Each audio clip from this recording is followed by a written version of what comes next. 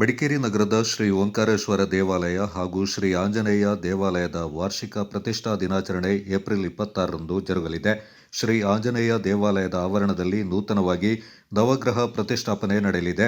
ಕ್ಷೇತ್ರ ತಂತ್ರಿಗಳಾದ ಉಚ್ಚಿಲದ ವೇದಬ್ರಹ್ಮ ಶ್ರೀ ನೀಲೇಶ್ವರ ಪದ್ಮನಾಭ ತಂತ್ರಿ ನೇತೃತ್ವದಲ್ಲಿ ಧಾರ್ಮಿಕ ಆಚರಣೆ ಜರುಗಲಿದೆ. ಏಪ್ರಿಲ್ 25ರಂದು ಸಂಜೆ 6ರಿಂದ ಪ್ರಾರ್ಥನೆ, ಆಂಜನೇಯ ಗುಡಿಯಲ್ಲಿ ಪುಣ್ಯಾಹ, ಆರೂಢ ಪರಿಗ್ರಹ ಮತ್ತು ನವಗ್ರಹ ಬಿಂಬ ಪರಿಗ್ರಹ, ಜಲಾಧಿವಾಸ, ವಾಸ್ತು ರಾಕ್ಷೋಘ್ನ ಹೋಮ, ವಾಸ್ತುಬಲಿ ಹಾಗೂ ಮಹಾಪೂಜೆ ನಡೆಯಲಿದೆ.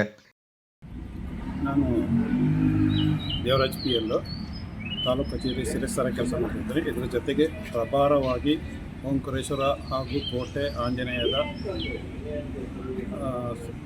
ಆಶ್ರಯದಲ್ಲಿ ಒಂದು ಕಾರ್ಯನಿರ್ವಹಣಾಧಿಕಾರಿ ಕೆಲಸವನ್ನು ನಿರ್ವಹಿಸುತ್ತಿದ್ದೇನೆ.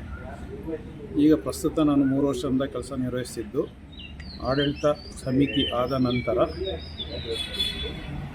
ಅನುದಾನವನ್ನು ಶೇಖರಣೆ ಮಾಡಿಟ್ಟಿದ್ದು, ಅದರಂತೆ ನಮ್ಮ ಈ ಆಂಜನೇಯ ದೇಗುಲದಲ್ಲಿ ಸುಮಾರಾಗಿ ಮೇಲ್ಛಾವಣಿಗೆ ಒಂದು 36 ಲಕ್ಷ ನೆಲಹಾಸು ಸೇರಿ, ಜೊತೆಗೆ ಒಂದು ನವಗ್ರಹ ಪ್ರತಿಷ್ಠಾಪನೆ ಮಾಡುವ ಉದ್ದೇಶದಿಂದ ಎಲ್ಲರ ಅನುಮತಿ ಪಡೆದು ಹಾಗೂ ತಂತ್ರಿಗಳ ಅಭಿಪ್ರಾಯ ಪ್ರಶ್ನೆ ಎಲ್ಲ ಪಡೆದು ನಾವು ಒಂದು ಕಾರ್ಯಕ್ರಮವನ್ನು ನೆರವೇರಿಸೋಕ್ಕೆ ಒಂದು ದಿನಾಂಕವನ್ನು ನಿಗದಿಪಡಿಸಿ ದಿನಾಂಕ 26/4/2026ರಂದು ಶ್ರೀ ನೀಲೇಶ್ವರ ಪದ್ಮನಾಭ ತಂತ್ರಿಗಳ ಮುಖಾಂತರ ಬೆಳಿಗ್ಗೆ 7ರಿಂದ 11:30 ಗಂಟೆ ಒಳಗೆ ಪ್ರತಿಷ್ಠಾಪನೆ ಮಾಡುವ ಕಾರ್ಯಕ್ರಮ ಇರುವುದರಿಂದ ನಮ್ಮ ಭಕ್ತಾದಿಗಳು ಸಹ ಎಲ್ಲರೂ ಸಹಕರಿಸಬೇಕಾಗಿ ಸರ್ಕಾರದ ಹಾಗೂ ಆಡಳಿತ ವತಿಯಿಂದ ನಾನು ಎಲ್ಲರನ್ನೂ ಕೇಳಿಕೊಳ್ತಾ ಇದ್ದೇನೆ. ಏಪ್ರಿಲ್ 26ರಂದು ಬೆಳಗ್ಗೆ 7 ಗಂಟೆಯಿಂದ ಗಣಪತಿ ಹೋಮ, ಬಿಂಬಶುದ್ಧಿ ಶ್ರೀ ನೀಲೇಶ್ವರ ಪದ್ಮನಾಭ ತಂತ್ರಿಯವರಿಂದ 11 ಗಂಟೆಗೆ ಆಂಜನೇಯ ದೇವಾಲಯದ ಆವರಣದಲ್ಲಿ ನವಗ್ರಹ ಪ್ರತಿಷ್ಠಾಪನೆ, ಸಾನ್ನಿಧ್ಯ ಕಳಶ, ಮಹಾಪೂಜೆ, ಪ್ರಸಾದ ವಿತರಣೆ ಹಾಗೂ ಭಕ್ತಾದಿಗಳಿಗೆ ಅನ್ನಸಂತರ್ಪಣೆ ನಡೆಯಲಿದೆ ಎಂದು ಶ್ರೀ ಓಂಕಾರೇಶ್ವರ ದೇವಸ್ಥಾನ ವ್ಯವಸ್ಥಾಪನಾ ಸಮಿತಿಯ ಅಧ್ಯಕ್ಷ ಚುಮ್ಮಿ ದೇವಯ್ಯ ತಿಳಿಸಿದ್ದಾರೆ. ದೇವಯ್ಯ AC ಅಧ್ಯಕ್ಷರು, ಶ್ರೀ ಓಂಕಾರೇಶ್ವರ ದೇವಾಲಯ ವ್ಯವಸ್ಥಾಪನಾ ಸಮಿತಿಯ ಕಳೆದ ವರ್ಷ ಮಾರ್ಚ್ ತಿಂಗಳ ಆರಂಭದಲ್ಲಿ ಸರ್ಕಾರದ ವತಿಯಿಂದ ಶ್ರೀ ಓಂಕಾರೇಶ್ವರ ದೇವಸ್ಥಾನ ವ್ಯವಸ್ಥಾಪನಾ ಸಮಿತಿಯನ್ನು ರಚಿಸಲಾಯಿತು. ಸಮಿತಿ ರಚಿಸಿದ ನಂತರ ಪ್ರಥಮ ಸಭೆಯಲ್ಲಿ ನಮ್ಮ ಮನದಾಳದ ಒಂದು ಆಸೆ ಇತ್ತು. ಬಹುಶಃ ಕೋಟೆ ಶ್ರೀ ಮಹಾಗಣಪತಿ, ಶ್ರೀ ಓಂಕಾರೇಶ್ವರ ಹಾಗೂ ಶ್ರೀ ಆಂಜನೇಯ ದೇವಾಲಯ 3ರ ವ್ಯಾಪ್ತಿಯನ್ನು ಒಳಗೊಂಡ ಈ ವ್ಯವಸ್ಥಾಪನಾ ಸಮಿತಿಯ ಅಧಿಕಾರದ ಅವಧಿಯಲ್ಲಿ ನಾನು ಈ 3 ದೇವಾಲಯದಲ್ಲಿಯೂ ನವಗ್ರಹ ಮಂಟಪ ಇಲ್ಲ ಅಂತ ಹೇಳೋದೊಂದು ಕಂಡು, ಗುಡಿ ಇಲ್ಲದಿರೋದೊಂದು ಮನಗಂಡು, ಬಹುಶಃ 3 ದೇವರು ಗ್ರಹದೋಷ ಪರಿಹಾರಕ್ಕೆ ಅತಿ ಶ್ರೇಷ್ಠ ದೇವರು. ಕೋಟೆ ಗಣಪತಿ ಆಗಿರ್ಬೋದು, ಶ್ರೀ ಓಂಕಾರೇಶ್ವರ ದೇವಾಲಯವೇ ಆಗಿರ್ಬೋದು, ಶ್ರೀ ಆಂಜನೇಯ ದೇವಾಲಯವೇ ಆಗಿರ್ಬೋದು, ನವಗ್ರಹ ದೋಷ ಪರಿಹಾರಕ್ಕೆ ಅತಿ ಪ್ರಾಮುಖ್ಯತೆ ಹೊಂದಿರುವ ದೇವರು ಅಂದರೆ ಈ 3 ದೇವರುಗಳೇ. ಅದರಲ್ಲಿ ಆಂಜನೇಯ ದೇವಾಲಯದಲ್ಲಿ ಪ್ರತಿ ತಿಂಗಳ ಶನಿವಾರದಂದು ಶನಿ ಕಲ್ಪೋಕ್ತಿ ಅಂತ ಹೇಳೋ ಒಂದು ಪೂಜೆ ನಡೀತದೆ. ಶನಿದೋಷ ಪರಿಹಾರಕ್ಕಾಗಿ 100 ಭಕ್ತರು ಬಂದು ಇಲ್ಲಿ ಸೇವಾ ಚೀಟಿಯನ್ನು ಪಡೆದುಕೊಳ್ಳೋದ್ರ ಮೂಲಕ ಶನಿದೋಷ ಪರಿಹಾರಕ್ಕೆ ಅವರು ಇಲ್ಲಿ ತಮ್ಮನ್ನು ದೋಷ ಪರಿಹಾರಕ್ಕೆ ಇಲ್ಲಿ ಭಾಗಿಯಾಗ್ತಾರೆ, ಸೇವೆ ತಗೊಳ್ತಾರೆ. ಸೊ ಈ ನಿಟ್ಟಿನಲ್ಲಿ ನಮಗೊಂದು ಆಸೆ ಇತ್ತು, ಈ 3 ದೇವಾಲಯದಲ್ಲಿ ಇಲ್ಲಿ ಹೋದರೂ ಒಂದು ಕಡೆ ನಾವು ಒಂದು ನವಗ್ರಹ ಗುಡಿಯನ್ನು ಪ್ರತಿಷ್ಠಾಪನೆ ಮಾಡಬೇಕು ಅಂತ. ಇದನ್ನು ನಾನು ನಮ್ಮ ಸಮಿತಿ ಸದಸ್ಯರ ಮುಂದೆ ಸಭೆಯಲ್ಲಿಟ್ಟಾಗ ಸಮಿತಿ ಸದಸ್ಯರೆಲ್ಲರೂ ಒಮ್ಮತದಿಂದ ಇದಕ್ಕೆ ಒಪ್ಪಿಗೆ ಸೂಚಿಸಿದರು. ಆದರೆ ಈ ಕ್ಷೇತ್ರಕ್ಕೆ ಉಚ್ಚಿಲದ ಶ್ರೀ ಪದ್ಮನಾಭ ತಂತ್ರಿಗಳು ಇದರ ಮುಖ್ಯ ತಂತ್ರಿಗಳಾಗಿರೋದರಿಂದ ಅವರ ಸಮ್ಮುಖದಲ್ಲಿ ಒಂದು ತಾಂಬೂಲ ಪ್ರಶ್ನೆ ಇಟ್ಟು ಇದರಲ್ಲಿ ನಾವು ಮುಂದುವರಿಯುವುದು ಅಂತ ಹೇಳೋ ಒಂದು ಸಲಹೆ ಸಭೆಯಲ್ಲಿ ಬಂತು. ಆ ನಿಟ್ಟಿನಲ್ಲಿ ನಾವು ಮಾನ್ಯ ತಂತ್ರಿಗಳನ್ನು ಭೇಟಿಯಾಗಿ ಇದರ ಬಗ್ಗೆ ಈ ವಿಚಾರವನ್ನು ಮಂಡಿಸಿದಾಗ ಅವರು ಕ್ಷೇತ್ರದ ಇಲ್ಲಿ ಬಂದು ನಾನು ತಾಂಬೂಲ ಪ್ರಶ್ನೆ ಇಟ್ಟು ಅದರ ಬಗ್ಗೆ ನಾವು ತಿಳ್ಕೊಳ್ಳೋ ಅಂತ ಹೇಳಿದ ನಿಟ್ಟಿನಲ್ಲಿ ನಾವು ಇಲ್ಲಿ ಒಂದು ತಾಂಬೂಲ ಪ್ರಶ್ನೆ ಇಡುವಾಗ ಇದು ತಾಂಬೂಲ ಪ್ರಶ್ನೆಯಲ್ಲಿ ಕ್ಷೇತ್ರದ ಭಾಳಷ್ಟು ವಿಷಯಗಳು ತಿಳಿದು ಬಂತು.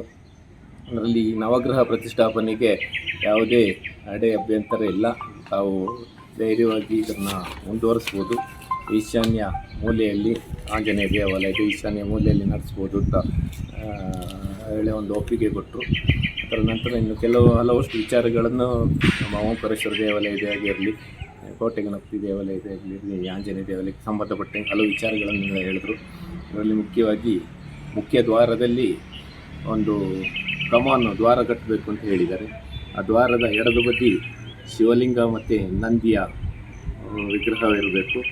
ಮಧ್ಯದಲ್ಲಿ ಪಟ್ಟಾಭಿಷೇಕ ರಾಮ ಲಕ್ಷ್ಮಣ ಸೀತೆ ಇರುವಂಥ ಒಂದು ವಿಗ್ರಹವನ್ನು ಕೂರಿಸಬೇಕು. ಮತ್ತು ಬಲಭಾಗದ ಕಂಬದ ಮೇಲ್ಭಾಗದಲ್ಲಿ ಕೈ ಮುಗಿದು ಕುಳಿತಿರುವ ಆಂಜನೇಯನ ಒಂದು ವಿಗ್ರಹವನ್ನು ಮಾಡಿ ಇಟ್ಟು ಒಂದು ದ್ವಾರ ನಿರ್ಮಿಸಬೇಕು, ಕಮಾನು ನಿರ್ಮಿಸಬೇಕು ಅಂತ ಹೇಳೋ ನಿಟ್ಟಿನಲ್ಲಿ ಅದೊಂದು ಸಲಹೆ ಕೊಟ್ಟಿದ್ದಾರೆ. ಈ ಕತ್ರಿಯವರ ಈ ಸಲಹೆಯ ಮೇರೆಗೆ ನಾವು ಈ ಕೆಲಸವನ್ನು ಕೈಗೆತ್ತಿಕೊಂಡು ನಾವು ಸಮಿತಿ ಸದಸ್ಯರೆಲ್ಲರೂ ಒಗ್ಗೂಡಿ ಈ ಕೆಲಸಕ್ಕೆ ನಾವು ಅಡಿಪಾಯ ಇಟ್ಟು ಬಹುಶಃ ಇದು ಮುಕ್ತಾಯದ ಹಂತಕ್ಕೆ ಬಂದಿದೆ. ಇದರಲ್ಲಿ ಈ ಕಳೆದ ತಿಂಗಳು ನಾವು ತಂತ್ರಿಯವರನ್ನು ಭೇಟಿಯಾದರು. ಅವರಿಗೆ ತಾಂಬೂಲ ನೀಡಿ ಇವಾಗ ಪ್ರತಿಷ್ಠಾಪನೆಗೆ ನಾವು ಆಹ್ವಾನಿಸುವ ನಿಟ್ಟಿನಲ್ಲಿ ಈಗ ಮುರುಡೇಶ್ವರದಿಂದ ಮಂಟಪ ಹಾಗೂ ನವಗ್ರಹ ಮೂರ್ತಿಗಳನ್ನು ಕೆತ್ತನೆ ಮಾಡಿ ಈಗಾಗಲೇ ಬಂದಿದೆ. ನಿರ್ಮಿತಿ ಕೇಂದ್ರದ ವತಿಯಿಂದ ಈ ಗುಡಿ ಸಹ ಆಯಾಕಟ್ಟಿನ ಪ್ರಕಾರ ನಮ್ಮ ವಾಸ್ತುಶಿಲ್ಪಿಯವರ ತಂತ್ರಿಯವರು ನೀಡಿದ ವಾಸ್ತುಶಿಲ್ಪಿಯವರ ಆಯಾ ಪ್ರಕಾರ ಗುಡಿಯನ್ನು ಕಟ್ಟಿದ್ದೀವಿ. ಬರುವ 25-26ನೇ ಏಪ್ರಿಲ್ ತಿಂಗಳ ಶನಿವಾರ ಮತ್ತು ಆದಿತ್ಯವಾರದಂದು ಪೂಜಾ ಕೈಂಕರ್ಯದೊಂದಿಗೆ ಬೆಳಿಗ್ಗೆ 11 ಗಂಟೆಗೆ ನವಗ್ರಹ ಪ್ರತಿಷ್ಠಾಪನೆಯನ್ನು ನಾವು ಇಲ್ಲಿ ಮಾಡ್ತಾಯಿದ್ದೀವಿ ವ್ಯವಸ್ಥಾಪನಾ ಸಮಿತಿಯಿಂದ. ಹಾಗೆಯೇ 25-26ರಂದು ಇದು ಬ್ರಹ್ಮಕಲಶ ಈ ಹಿಂದೆ ಮಾಡಿದಾಗ ವಾರ್ಷಿಕವಾಗಿ 25-26ರಂದು ಇಲ್ಲಿ ವಾರ್ಷಿಕೋತ್ಸವ ನಡೆಸಬೇಕು ಅಂತ ಸಹ ಪ್ರಶ್ನೆಯಲ್ಲಿ ತಿಳಿದು ಬಂದಿತ್ತು. ವಾರ್ಷಿಕೋತ್ಸವದ ಜೊತೆಯಲ್ಲಿ ನಾವು ಇವತ್ತು ನವಗ್ರಹ ಪ್ರತಿಷ್ಠಾಪನೆಯನ್ನು ಮಾಡ್ತಾಯಿದ್ದೀವಿ. ಸೊ ಇದರಲ್ಲಿ ಕೆಲವು ದಾನಿಗಳು ಸ್ವಂತ ಇಚ್ಛೆಯಿಂದ ನಮಗೆ ಸ್ವಲ್ಪ ಹಣ ಸಹಾಯ ಮಾಡಿದ್ದಾರೆ. ಸರ್ಕಾರದಿಂದ ನಾವು ಈಗಾಗಲೇ ಮಾನ್ಯ ಶಾಸಕರ ಸಮ್ಮುಖದಲ್ಲಿ ಮುಜರಾಯಿ ಸಚಿವರನ್ನು ಭೇಟಿಯಾದ ನಿಟ್ಟಿನಲ್ಲಿ ಅವರು ಸಹ ಆಶ್ವಾಸನೆ ಕೊಟ್ಟಿದ್ದಾರೆ. ದೇವಾಲಯದ ಸರ್ವತೋಮುಖ ಅಭಿವೃದ್ಧಿಗೆ ನಾವು ಹಣ ಬಿಡುಗಡೆ ಮಾಡಿ ಕೊಡ್ತೀವಿ ಅಂತ ಹೇಳೋದು. ಈ ಅಕಾಡೆಮಿಕ್ ಇಯರ್ ಇಂದಿನ ಈ ಒಂದು ಭರವಸೆಯನ್ನು ಕೊಟ್ಟಿದ್ದಾರೆ. ಶಾಸಕರಾದ ಮಂತರ್ಗೌಡರು ಸಹ ಇದಕ್ಕೆ ಸಹಮತ ವ್ಯಕ್ತಪಡಿಸಿ ಅವರು ಹೇಳಿದ್ದಾರೆ 50 ಲಕ್ಷ ಸರ್ಕಾರದ ವತಿಯಿಂದ 50 ಲಕ್ಷ ನನ್ನ ವೈಯಕ್ತಿಕ ನಿಧಿಯಿಂದ ನಾನು MLA ನಿಧಿಯಿಂದ ನಾವು ಒದಗಿಸಿದ್ದು. ಯಾವ ಅಭಿವೃದ್ಧಿ ನಮಗೆ ಪ್ರಥಮವಾಗಿ ನಮಗೆ ಕಲ್ಯಾಣಿ ದುರಸ್ತಿ ಆಗಬೇಕಾಗಿದೆ. 15-18 ವರ್ಷದಿಂದ ಹಿಂದೆಯಿಂದ ಹಳೆಯದಾಗಿ ದುರಸ್ತಿ ಕಾಣುತ್ತೆ. ಈ ಕಲ್ಯಾಣಿಯಲ್ಲಿ ನೀರು ಸ್ಟ್ಯಾಗ್ನೆಟ್ ಆಗಿ ಸ್ವಲ್ಪ ಅದು ಒಂದು ಗಬ್ಬು ವಾಸನೆಗೆ ಸ್ವಲ್ಪ ಕೊಡ್ತಾ ಇದೆ. ಸೊ ಕಲ್ಯಾಣಿ ದುರಸ್ತಿಯು ನಮ್ಮ ಪ್ರಥಮ ಆದ್ಯತೆಯಾಗಿದೆ. ಎರಡನೇದಾಗಿ ನಾವು ಇಲ್ಲಿ ನಮ್ಮ ಈ ವ್ಯವಸ್ಥಾಪನಾ ಸಮಿತಿಯ ಅಧಿಕಾರ ಬಂದ ಮೇಲೆ ಪರಿಶೀಲಿಸಲಾಗಿ ಇಲ್ಲಿ ನೌಕರರೇ ಆಗಲಿ ಅರ್ಚಕರಿಗೆ ಆಗಲಿ ಯಾವುದೇ ವಸತಿ ಗೃಹದ ಸೌಲಭ್ಯ ಇಲ್ಲ. ಸರ್ಕಾರದ ಸಂಬಳ ನಂಬಿಕೊಂಡು ಮಡಿಕೇರಿಯಲ್ಲಿ ಬಾಡಿಗೆ ಮನೆಯಲ್ಲಿದ್ದು ಮುಂದುವರಿಯೋದು ಭಾರಿ ಕಷ್ಟ. ಯಾಕೆಂದರೆ ಸೀಮಿತ ಸಂಬಳ, ಅದರಲ್ಲಿ ಅವರು ತಮ್ಮ ಸಂಸಾರವನ್ನು ಹೊಣೆಗೆ ನಿಭಾಯಿಸಿಕೊಂಡು ಮನೆ ಬಾಡಿಗೆ ಕಟ್ಕೊಂಡು ಹೋಗೋದು ಕಷ್ಟ ಹೇಳೋ ನಿಟ್ಟಿನಲ್ಲಿ ಇಲ್ಲಿ ನೌಕರರಿಗೆ ಮತ್ತು ಅರ್ಚಕ ವೃಂದದವರಿಗೆ ಒಂದು ಸೂಕ್ತ ವಸತಿ ಗೃಹ ನಿರ್ಮಾಣ ಮಾಡಬೇಕು ಅಂತ ಇದ್ದೀವಿ. ಮೂರನೇದಾಗಿ ನಮ್ಮ ಕಲ್ಯಾಣಿ ಓಂಕಾರ ಸದನದ ಮೇಲ್ಭಾಗದಲ್ಲಿ ಒಂದು ಮೇಲ್ಛಾವಣಿಯನ್ನು ನಿರ್ಮಿಸಿದ ನಿಟ್ಟಿನಲ್ಲಿ ನಮಗೆ ಒಂದು ಮದುವೆ ಅಥವಾ ಶುಭ ಸಮಾರಂಭಗಳಿಗೆ ಇದರಿಂದ ನಮಗೆ ದೇವಾಲಯಕ್ಕೂ ಆದಾಯ ಬರ್ತದೆ, ದೇವಸ್ಥಾನಕ್ಕೂ ಒಂದು ಅಭಿವೃದ್ಧಿ ಕೆಲಸಕ್ಕೆ ಅದು ಪೂರಕವಾಗಿ ಸಹಕಾರ ಆಗ್ತದೆ ಅಂತ ಹೇಳಿ ಅದೊಂದು ನಾವು ಇಟ್ಕೊಂಡಿದ್ವಿ. ಇನ್ನು ಹಲವಷ್ಟು ಯೋಜನೆಗಳನ್ನು ಹಮ್ಮಿಕೊಂಡಿದ್ವಿ. ಈಗಾಗಲೇ ಸುಮಾರು 36 ಲಕ್ಷ ವೆಚ್ಚದಲ್ಲಿ ಆಂಜನೇಯ ದೇವಾಲಯದ ಸುತ್ತಲೂ ಗ್ರಾನೈಟ್ ಕಲ್ಲು ಅಳವಡಿಸೋದ್ರೊಂದಿಗೆ puff sheet is sound proof and heat proof ಅಂತ ಹೇಳ್ತಾರೆ. ಒಂದು ಹೊಸದಾಗಿ ನಿರ್ಮಿತಿ ಕೇಂದ್ರದ ಮುಖಾಂತರ ಸುತ್ತು ದೇವಾಲಯದ ಸುತ್ತು ನಾವು ನಿರ್ಮಿಸಿದ್ವಿ. ಕಾಂಪೌಂಡ್ ವಾಲ್ ಬಹುಶಃ ಈ ಎಡದ ಭಾಗದಲ್ಲಿ ಎಷ್ಟಾಗಲಿ ಅಷ್ಟು ಬಲಭಾಗದಲ್ಲಿ ಇತ್ತಿಲ್ಲ. ಅದನ್ನು ಸಹ ತಂತ್ರಿಗಳ ಸಮ್ಮುಖದಲ್ಲಿ ಕೇಳಿ ಅವರನ್ನು ವಿಸ್ತೀರ್ಣ ಮಾಡ್ಬೋದು ಅಂತ ಹೇಳಿದ್ರೆ ಇಷ್ಟೆಲ್ಲ ಅದನ್ನು ಸಹ ನಾವು ವಿಸ್ತೀರ್ಣ ಮಾಡಿದ್ದೀವಿ. ಇವತ್ತು ಈ ದೇವಾಲಯದ ಸುತ್ತು ಯಾವುದೇ ಧಾರ್ಮಿಕ ಕಾರ್ಯಕ್ರಮ, ಭಜನೆಯ ಕಾರ್ಯಕ್ರಮ ಆಗಲಿ, ಯಕ್ಷಗಾನ ಯಾವುದೇ ಮಾಡಬಹುದಾದರೂ ಸುಸಜ್ಜಿತ ಒಂದು ವೇದಿಕೆ ಸಹ ಇಲ್ಲಿ ಪರ್ಮನೆಂಟ್ ಆದಂಗೆ ನಿರ್ಮಾಣ ಆಗಿದೆ. ಸಾರ್ವಜನಿಕರು ಭಕ್ತಾದಿಗಳು ಇದರ ಪ್ರಯೋಜನ ಪಡ್ಕೊಳ್ಬೋದು. ಮಳೆಗಾಲದ ಸಂದರ್ಭದಲ್ಲಿ ಜನರಿಗೆ ಆಗುತ್ತಿದ್ದ ಅನಾನುಕೂಲತೆಯನ್ನು ಪರಿಶೀಲಿಸಿದರೆ ನಾವು ಇಲ್ಲಿ ಹೊರಗಡೆನೇ ನಾವು ಪೂಜೆ ಮಾಡಿಕೊಂಡು ಜನರು ತುಂಬ ಬರ್ತಿದ್ದಾರೆ. ಆಂಜನೇಯ ದೇವಾಲಯಕ್ಕಂತೂ ಶನಿವಾರ ದೇವಾಲಯಕ್ಕೆ ಕಾಲಿಡಲು ಸಾಧ್ಯವಾಗದಷ್ಟು ಭಕ್ತರನ್ನು ಆಕರ್ಷಿಸ್ತದೆ ಆಂಜನೇಯ, ಬಾಲಾಂಜನೇಯ. ಸೊ ಇದೆಲ್ಲ ಮನಗಂಡು ನಾವೊಂದು 36 ಲಕ್ಷದಲ್ಲಿ ನವಗ್ರಹ ಸೇರಿ 36 ಲಕ್ಷ ಆಗಿದೆ. ಇಷ್ಟು ನಾವು ಮಾಡಿದ್ದೀವಿ. ಬಹುಶಃ ಮಡಿಕೇರಿಯ ಅದು ಕೊಡಗಿನ ಭಕ್ತಾದಿಗಳಿಗೆ ಇದೊಂದು ಒಳ್ಳೆಯ ಒಂದು ಅವಕಾಶ. ಗ್ರಹದೋಷ ಪರಿಹಾರವನ್ನು ಆಂಜನೇಯ ದೇವಾಲಯದ ಸಮ್ಮುಖದಲ್ಲಿ, ಆಂಜನೇಯನ ಮುಂಭಾಗದಲ್ಲಿ ಪರಿಹರಿಸಿಕೊಳ್ಬೋದು. ಈ ನಿಟ್ಟಿನಲ್ಲಿ 26ಕ್ಕೆ ಪ್ರತಿಷ್ಠಾಪನೆ ಇದೆ. ಸರ್ವ ಭಕ್ತಾದಿಗಳಿಗೆ ಆಧಾರದ ಸ್ವಾಗತ ಹಾಗೂ ಸಹಕಾರ ನೀಡಿದ ಎಲ್ಲ ಭಕ್ತಾದಿಗಳಿಗೂ ಧನ್ಯವಾದ. ದಯವಿಟ್ಟು ಎಲ್ಲರೂ ಬಂದು ಭಾಗವಹಿಸಿ ಈ ಮೂಲಕ ಕೋರಿಕೊಳ್ತಿದ್ದೀವಿ. ಧನ್ಯವಾದ.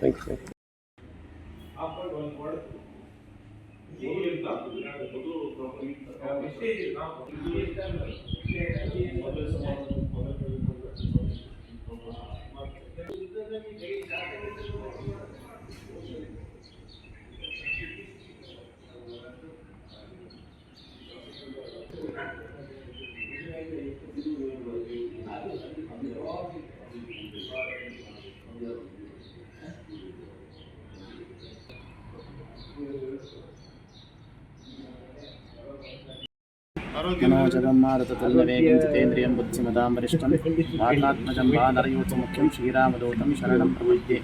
रामाय रामभद्राय रामचन्द्राय वेदसे रघुनाथाय नाथाय सीताय पतये नमः। 26ನೇ ತಾರೀಕು ಏಪ್ರಿಲ್ 26ನೇ ತಾರೀಕು ವಿಶೇಷವಾಗಿ ಆಂಜನೇಯ ದೇವಸ್ಥಾನದ ವಾರ್ಷಿಕೋತ್ಸವ ಕಾರ್ಯಕ್ರಮ ನಡೆಯಲಿಕ್ಕಿದೆ. ಆ ಭೀಮೇಶ್ವರ ತಂತ್ರಿಗಳ, ಪದ್ಮನಾಭ ತಂತ್ರಿಗಳ ನೇತೃತ್ವದಲ್ಲಿ ಅವರ ಒಂದು ವೈದಿಕರ ತಂಡದಿಂದ ವಿಶೇಷವಾಗಿ ನವಗ್ರಹ ಪ್ರತಿಷ್ಠಾಪನೆ, ಅವತ್ತಿನ ದಿವಸ ಕಲಶಾಭಿಷೇಕ, ಗಣಪತಿ ಹೋಮ, ಮಹಾಪೂಜೆ ಹಾಗೆ ಅನ್ನ ಸಂತರ್ಪಣೆ ಕಾರ್ಯಕ್ರಮವನ್ನು ನಮ್ಮ ಸಮಿತಿ ವತಿಯಿಂದ ಹಾಗೆ ತಂಡದಿಂದ ಕಾರ್ಯಕ್ರಮ ಹಮ್ಮಿಕೊಂಡಿದ್ದೇವೆ. ವಿಶೇಷವಾಗಿ ನಡೆಯುವಂಥ ಈ ಕಾರ್ಯಕ್ರಮದಲ್ಲಿ ಭಕ್ತರಿಗೆ ಸಹಿತ ನಾವು ವಿಶೇಷವಾಗಿ ಆಹ್ವಾನವನ್ನು ಕೊಟ್ಟಿದ್ದೇವೆ. ಅವತ್ತಿನ ದಿವಸ ಅನ್ನ ಸಂತರ್ಪಣೆ ಹಾಗೆ ವಿಶೇಷವಾಗಿ ಪೂಜಾ ಕಾರ್ಯಕ್ರಮ ನಡೆಯಲಿದ್ದು ಭಕ್ತರು ಅಧಿಕ ಸಂಖ್ಯೆಯಲ್ಲಿ ಆಗಮಿಸಿ ದೇವರ ಕೃಪೆಗೆ ಪಾತ್ರರಾಗಬೇಕಾಗಿ ನಾವು ಕೇಳ್ಕೊಳ್ತಾ ಇದ್ದೇವೆ.